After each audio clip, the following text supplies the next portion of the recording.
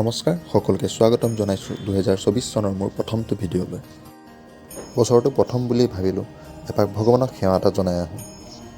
সেয়েহে আজি আমি ওলালোঁ কাৰ্বি আংলঙত থকা দেওপানী দুৰ্গা মন্দিৰলৈ। আহকচোন মোৰ লগতে আপোনালোককো লৈ যাওঁ এই বিখ্যাত দুৰ্গা মন্দিৰলৈ। লগতে জানিম মন্দিৰভাগৰ মহত্ব আৰু ইয়াৰ নজনা বহুতো কথা।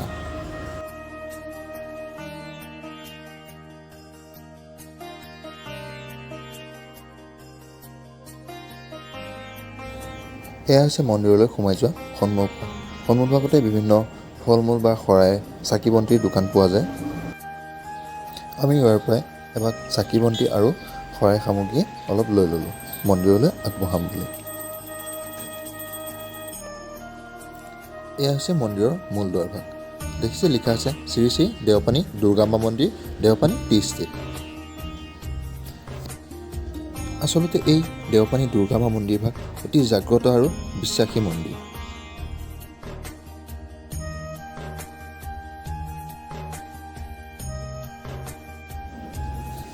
এনেদৰে আমি মন্দিৰৰ ভিতৰলৈ সোমাই আহিলোঁ। এয়া হৈছে মন্দিৰৰ চৌপাশ। আচলতে মন্দিৰৰ চৌপাশটো অতি জয়াল আৰু শান্তিময় পৰিৱেশেৰে বিৰাজ কৰি থাকে।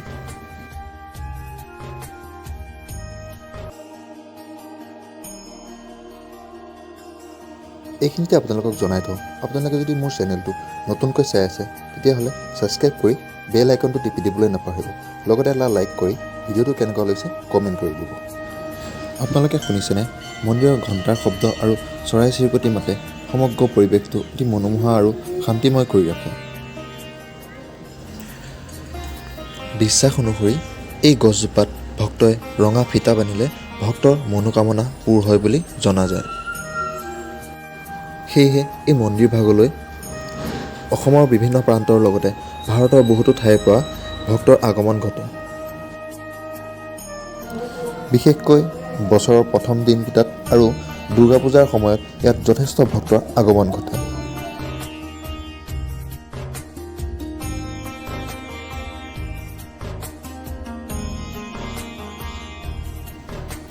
এয়া হৈছে মন্দিৰভাগৰ দ্বীপঘৰ। ইয়াতে ভক্তসকলে চাকি বন্তি ধূপ মাক সেৱা কৰিবৰ কাৰণে জ্বলাব পাৰে।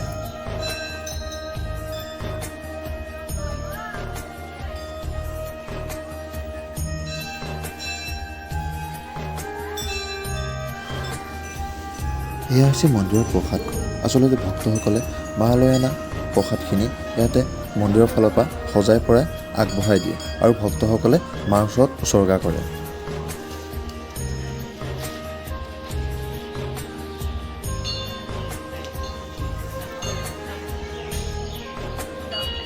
সেয়া দেখিছে আপোনালোকে খুব ধুনীয়াকৈ সুবিধা কৰি দিছে আৰু তেওঁলোকে প্ৰসাদখিনি ধুই পখালি কাটি বাছি দিছে।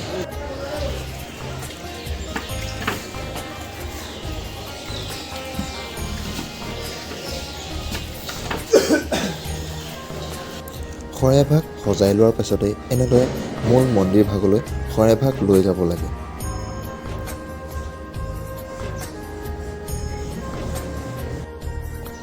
আৰু এনেকৈ শাৰী পাতি মন্দিৰভাগলৈ যোৱাৰ পাছত পূজাৰীয়ে তাত প্ৰসাদখিনি পূজা কৰি আপোনাক পুনৰ আগবঢ়াই দিয়ে।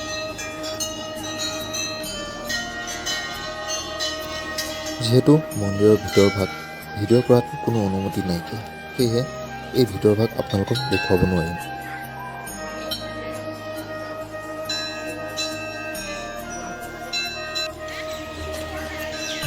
মন্দিৰৰ কাষতে এটি সুন্দৰ পুখুৰী আছে। ভক্তসকলক আকৰ্ষিত কৰিবৰ কাৰণে এই পুখুৰীটো অতি সুন্দৰভাৱে সজাই তোলা হৈছে।